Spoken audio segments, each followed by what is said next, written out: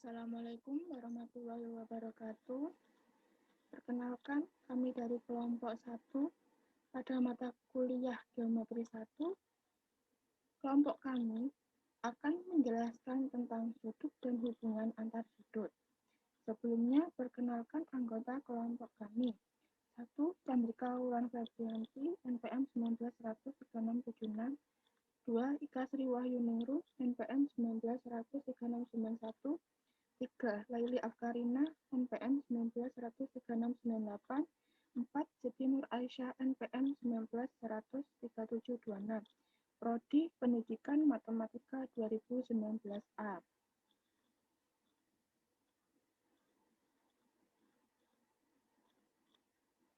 Konsep pembahasan yang akan kami bahas yaitu 1. Jenis-jenis sudut. 2. Hubungan antar sudut. 3. Kedudukan kedua garis. 4. Garis-garis sejajar. Untuk jenis-jenis sudut akan saya jelaskan sendiri.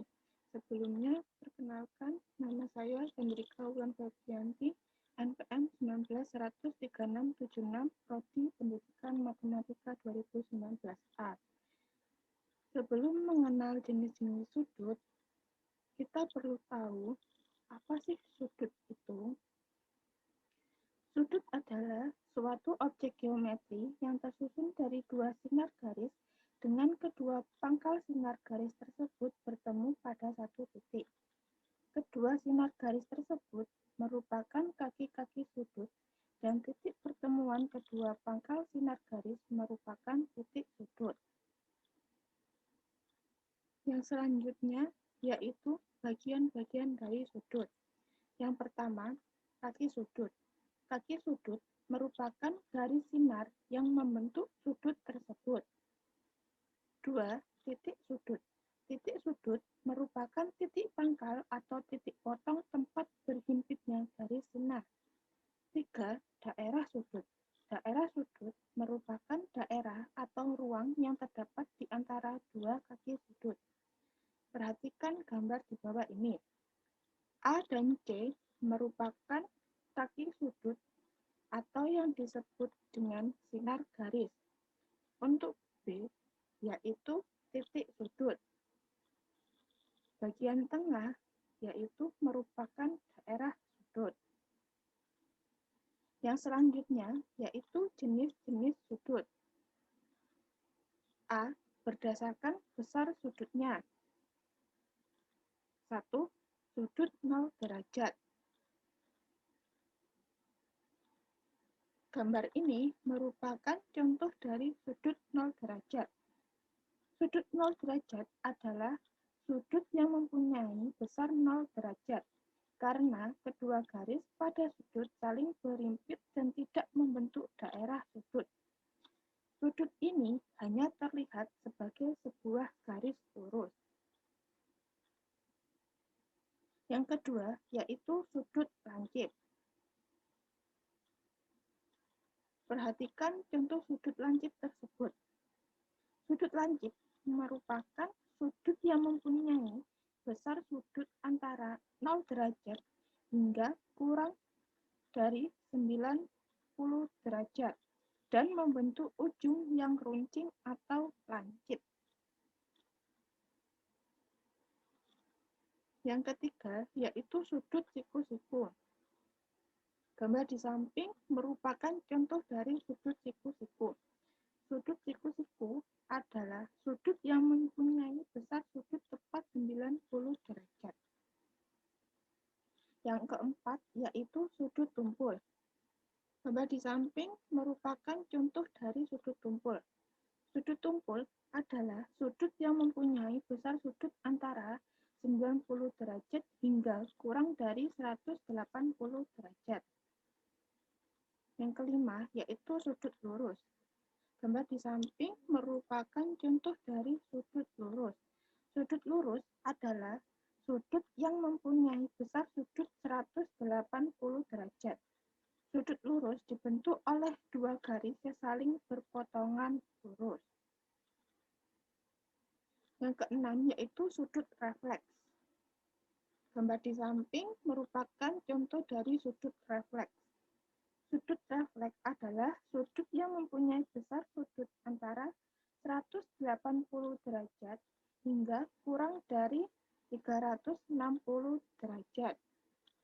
Yang terakhir, yang ketujuh, yaitu sudut penuh. Gambar di samping merupakan contoh dari sudut penuh. Sudut penuh ini merupakan sudut yang mempunyai besar sudut 360 derajat. Sudut yang membentuk daerah lingkaran penuh. Yang selanjutnya yaitu jenis sudut berdasarkan posisinya. Yang pertama, sudut bersebelahan. Berikut adalah contoh dari sudut bersebelahan. Sudut bersebelahan adalah jenis sudut yang dibentuk oleh 3 garis menggunakan 1 titik vertex. Yang kedua, yaitu sudut vertikal. Gambar di bawah tersebut merupakan contoh dari sudut vertikal. Sudut vertikal atau sudut bertolak belakang adalah jenis sudut yang mempertemukan dua sudut yang saling bertolak belakang yang dibentuk oleh perpotongan dua garis. Yang ketiga, yaitu sudut komplementer. Gambar di bawah tersebut merupakan contoh dari sudut komplementer. Sudut komplementer adalah jenis sudut yang mempertemukan dua sudut bersebelahan yang jumlah keduanya tepat 90 derajat. Yang keempat, yaitu sudut suplementer. Gambar di bawah tersebut merupakan contoh dari sudut suplementer. Sudut suplementer adalah jenis sudut yang mempertemukan dua sudut bersebelahan yang jumlah keduanya tepat 180 derajat. Sekian penjelasan dari saya mengenai jenis-jenis sudut. Apabila ada salah kata, mohon maaf. Untuk penjelasan yang kedua, yaitu tentang hubungan antar sudut, akan dijelaskan oleh teman saya. Terima kasih. Assalamualaikum warahmatullahi wabarakatuh. Perkenalkan terlebih dahulu, nama saya Ika Sri Wahyuningrum, NPM 19-13691 dari Prodi Pendidikan Matematika A 2019 STKIP PGRI Lumajang.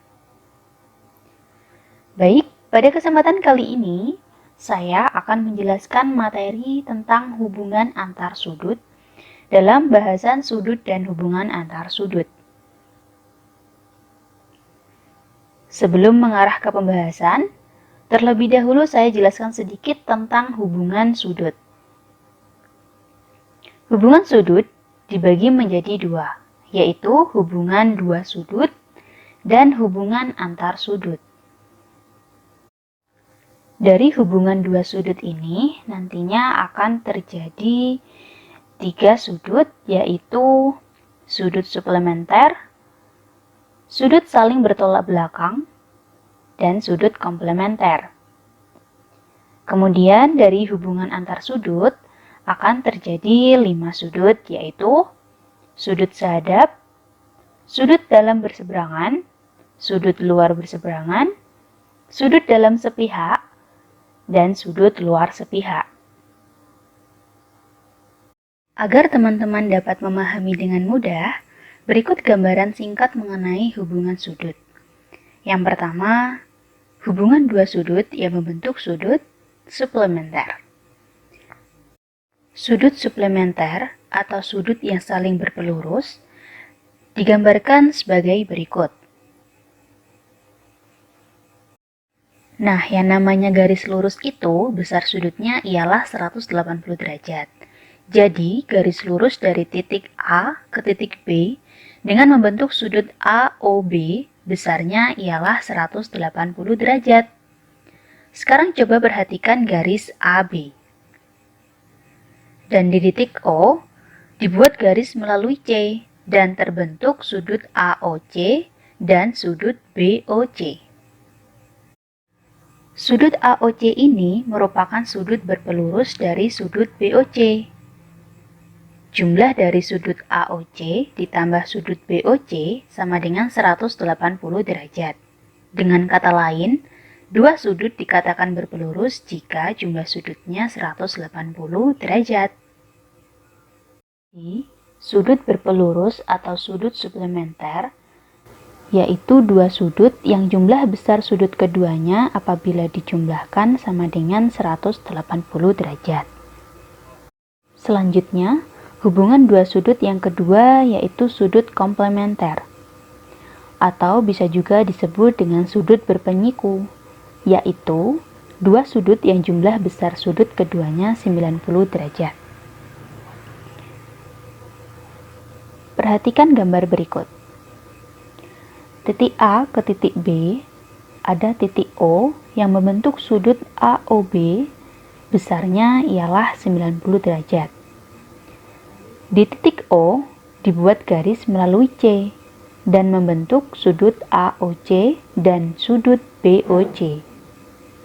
Sudut berpenyiku jika sudut AOC ditambah sudut BOC sama dengan 90 derajat. Dengan kata lain, dua sudut dikatakan berpenyiku jika jumlah sudutnya 90 derajat.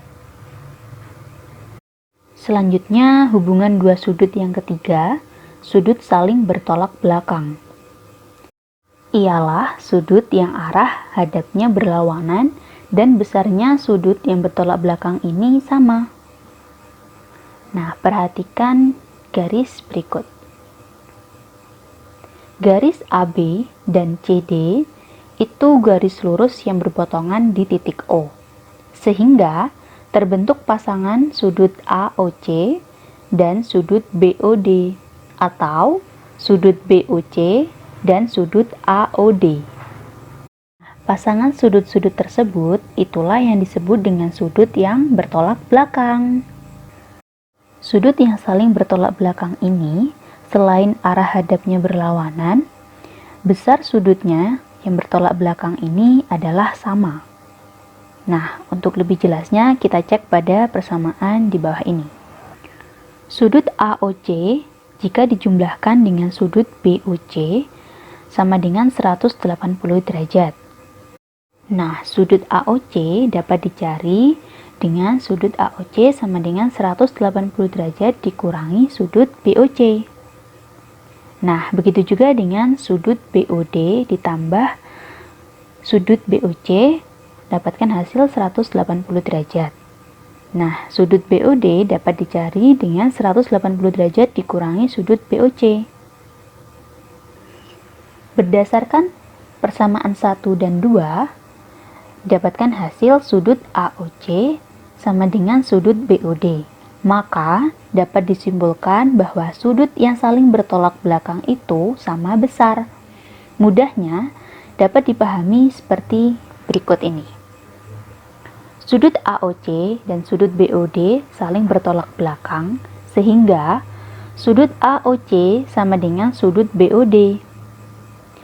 Kemudian, sudut BOC dan sudut AOD saling bertolak belakang, sehingga sudut BOC sama dengan sudut AOD.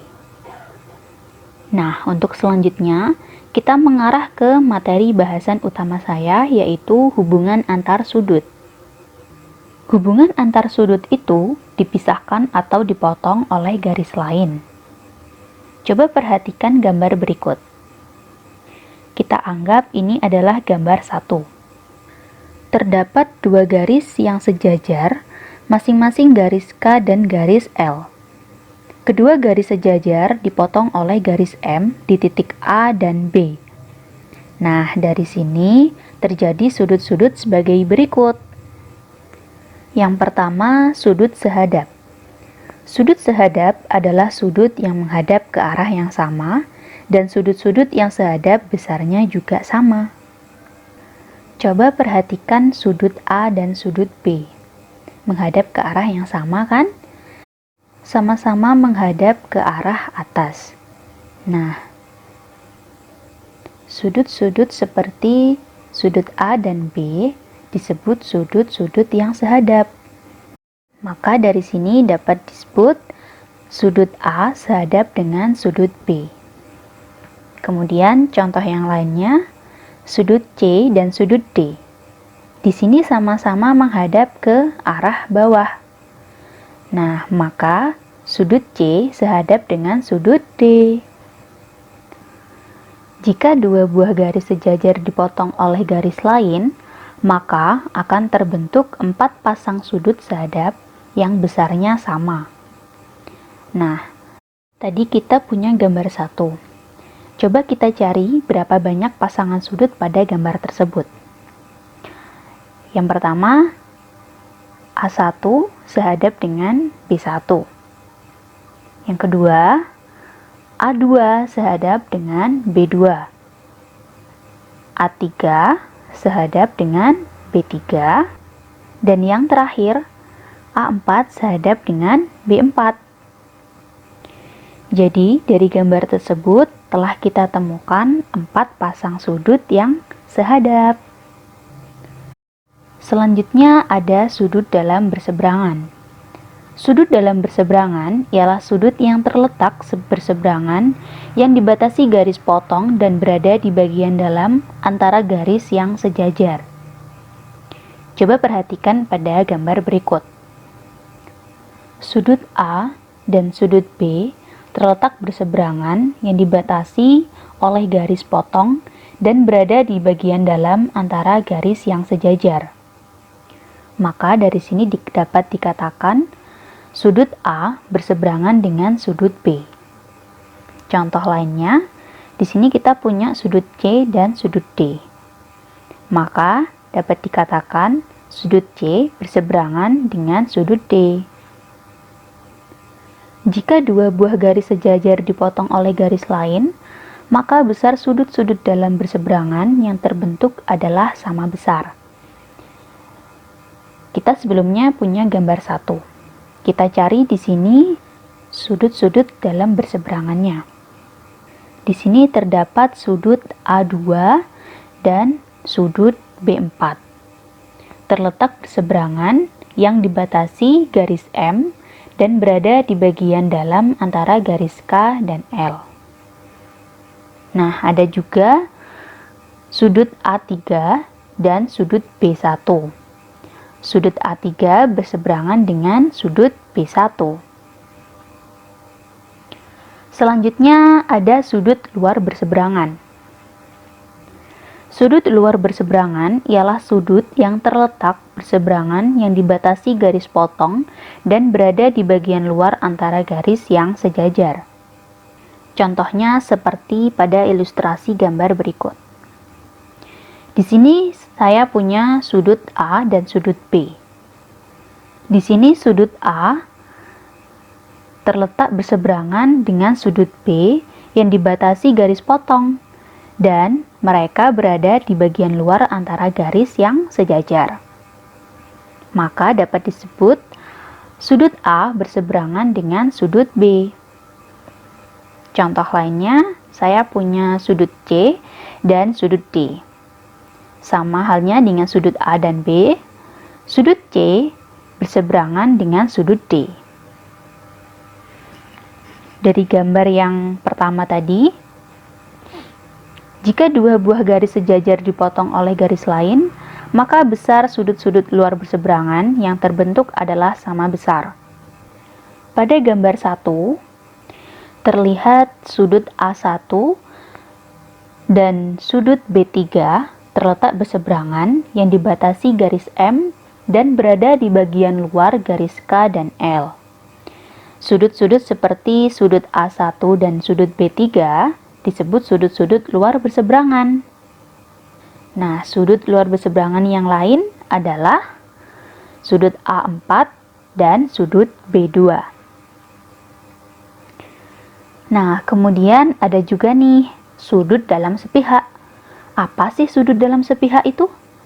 Sudut dalam sepihak ialah sudut yang terletak pada pihak yang sama, yaitu bagian bawah atau atas garis potong, dan berada di bagian dalam antara garis sejajar. Gambar ilustrasinya seperti ini. Saya punya sudut A dan sudut B. Nah, sudut A dan sudut B ini sama-sama terletak pada pihak yang sama, yaitu di bagian atas garis potong. dan berada di bagian dalam antara garis yang sejajar. Maka dapat dikatakan sudut A dalam sepihak dengan sudut B. Sama halnya dengan sudut C dan sudut D. Sudut C dan sudut D terletak pada bagian bawah garis potong dan berada di bagian dalam antara garis sejajar. Nah, perlu diingat nih, jika dua buah garis sejajar dipotong oleh suatu garis, maka sudut-sudut dalam sepihak jumlahnya yaitu 180 derajat atau sudut berpelurus. Yuk kita cari sudut-sudut dalam sepihak pada gambar 1. Di sini ada sudut A3 dan sudut B4 terletak pada pihak yang sama, yaitu di bagian bawah garis M dan berada di bagian dalam antara garis K dan garis L. Sudut-sudut seperti sudut A3 dan B4 disebut sudut-sudut dalam sepihak. Nah, sudut dalam sepihak yang lain adalah sudut A2 dan sudut B1 karena terletak pada pihak yang sama, yaitu di atas garis M. Nah, yang terakhir, hubungan antar sudut adalah sudut luar sepihak. Apa sih sudut luar sepihak itu? Sama halnya dengan sudut dalam sepihak. Sudut luar sepihak ialah sudut yang terletak pada pihak yang sama, yaitu bagian bawah atau atas garis potong dan berada di bagian luar antara garis sejajar. Nah, coba perhatikan pada gambar ilustrasi. Di sini saya punya sudut A dan sudut B. Sudut A dan sudut B terletak pada pihak yang sama, yaitu di bagian atas garis potong, dan mereka berada di bagian luar antara garis sejajar. Maka dapat dikatakan sudut A luar sepihak dengan sudut B. Contoh ilustrasi selanjutnya, sudut C dan sudut D sama-sama berada di pihak yang sama, yaitu di bagian bawah garis potong dan berada di bagian luar antara garis sejajar. Maka, dari sini sudut C luar sepihak dengan sudut D. Sama halnya dengan sudut dalam sepihak. Jika dua buah garis sejajar dipotong oleh suatu garis, maka sudut-sudut luar sepihak jumlahnya juga 180 derajat atau berpelurus. Nah, yuk kita cari bareng-bareng sudut luar sepihak pada gambar 1. Di sini terdapat sudut A4 dan sudut A3. Mereka sama-sama berada di pihak yang sama, yaitu di bagian bawah garis M dan berada di bagian luar garis K dan L. Maka, sudut-sudut seperti sudut A4 dan sudut B3 disebut sudut-sudut luar sepihak. Nah, sudut luar sepihak yang lain adalah sudut A1 dan sudut B2 karena terletak di pihak yang sama, yaitu di atas garis potong M. Nah, sekian penjelasan materi dari saya tentang hubungan antar sudut. Selanjutnya akan dilanjutkan oleh rekan saya. Terima kasih. Assalamualaikum warahmatullahi wabarakatuh. Perkenalkan, nama saya Laili Afkarina, NPM 191003698. Di sini saya sebagai pemateri ketiga melanjutkan dari materi yang telah dijelaskan oleh teman-teman saya sebelumnya. Materi yang ketiga adalah kedudukan dua garis. Kedudukan dua garis adalah hubungan antara dua garis yang dapat berupa garis sejajar, garis berpotongan, garis bersilang, dan garis berhimpit. Selanjutnya kita akan membahas jenis-jenis hubungan antar dua garis. Yang pertama, dua garis sejajar. Kita bisa melihat pada gambar ada garis M dan N. Garis M dan N dikatakan sejajar jika kedua garis itu tidak pernah berpotongan di titik manapun, meskipun diperpanjang sampai tak hingga.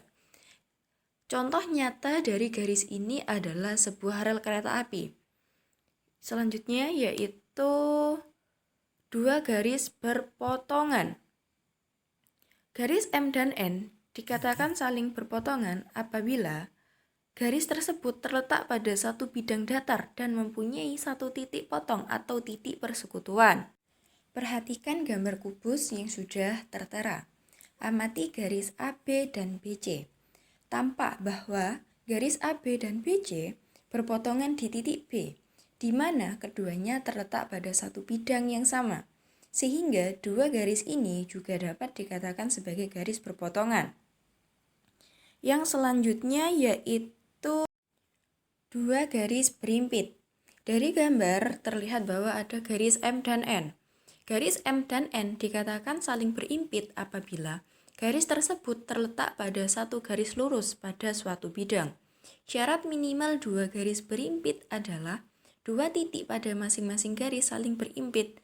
Jadi, garis ini terdiri dari dua garis, tetapi hanya terlihat satu garis lurus saja. Yang selanjutnya yaitu dua garis bersilang. Pada gambar terlihat ada sebuah kubus. Garis M dan N dikatakan bersilang apabila garis-garis tersebut tidak terletak pada satu bidang datar dan tidak akan berpotongan apabila diperpanjang. Garis M terletak pada bidang DCGH atau garis yang berwarna merah. Dan garis N terletak pada bidang ABFE atau garis yang berwarna ungu. Maka garis M dan N ini dapat dikatakan sebagai garis yang bersilangan. Yang selanjutnya yaitu contoh soal. Diketahui kubus ABCDEFGH. Kemungkinan kedudukan garis-garis diagonal bidang pada masing-masing sisi kubus adalah: perhatikan gambar kubus tersebut. Misalkan, diambil salah satu bidang ABCD, diagonal bidangnya yaitu AC. Diagonal bidang AC akan berpotongan dengan diagonal bidang BD pada bidang ABCD. Diagonal bidang AC akan sejajar dengan diagonal bidang EG pada bidang ACGE. Diagonal bidang AC akan bersilangan dengan diagonal bidang FH pada bidang EFGH. Dengan demikian, untuk setiap diagonal bidang pada kubus selalu bisa ditemukan garis lain yang sejajar, berpotongan, dan bersilangan. Untuk materi selanjutnya akan dijelaskan oleh teman saya berikut ini. Terima kasih. Halo teman-teman, saya Siti Nur Aisyah, NPM 193726, akan melanjutkan materi yang sudah dijelaskan oleh teman saya, yakni tentang garis-garis sejajar. Apa sih garis sejajar itu? Garis sejajar adalah suatu kedudukan dua garis pada bidang datar yang tidak mempunyai titik potong walaupun kedua garis diperpanjang. Secara geometri, kesejajaran garis tidak akan pernah bertemu satu dengan lainnya karena mempunyai gradien yang sama. Garis-garis sejajar tidak harus sama panjang. Kita lihat di gambar, jadi gambar tersebut adalah contoh garis sejajar. Garis AB dan CD merupakan contoh kedudukan garis sejajar, karena kedua garis tidak berpotongan walaupun garis diperpanjang. Dan yang kedua, ada contoh garis tidak sejajar. Gambar garis EF dan GH merupakan contoh garis tidak sejajar, karena ketika diperpanjang, garis tersebut saling berpotongan. Kemudian ada sifat-sifat garis sejajar yang perlu kita ketahui. Yang pertama, melalui satu titik di luar sebuah garis dapat dibuat tepat satu garis yang sejajar dengan garis itu.